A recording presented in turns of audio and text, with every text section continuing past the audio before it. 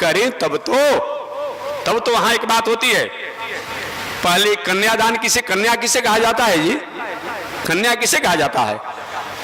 अष्टवर्षम भवेत गौरी, नवधात रोहिणी, 10 वर्षम भवेत कन्या।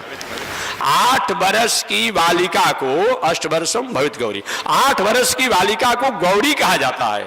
तो जिस समय पार्वती जी का विवाह हुआ था वो 8 वर्ष की अवस्था में थे। बात समझ लीजिएगा। अब बाबा कितनी उम्र के थे जी?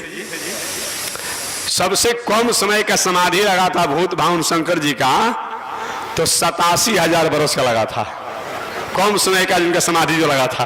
अब अनुमान लगाते रहिएगा कितना उम्र के अपने आप में थे। तो भाई तो स्वयं अपने आप सती ही पार्वती बनकर के आई थी, तो चाहे बाबा करोड़ों वर्ष के हो जाए उससे क्या बिगड़ने वाला है? अरे उनकी अंश थी, अपने आप में वह सती पार्वती बनकर के आई थी। तो पार्वती का विवाह शंकर जी के साथ न होगा?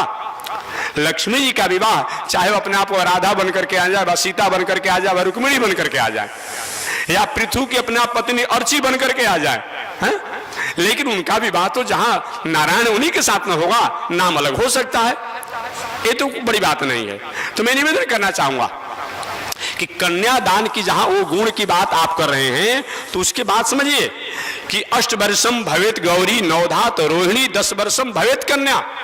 10 वर्ष की बालिका को कन्या कहा जाता है। अब विवाह कर रहे हैं 35 वर्ष पर, 30 वर्ष पर, 25 वर्ष पर, कन्यादान वाला गुण चाहते हैं कि गन्ना नहीं बैठ रहा है, मन्ना नहीं बैठ रहा है, गुण नहीं आ रहा है?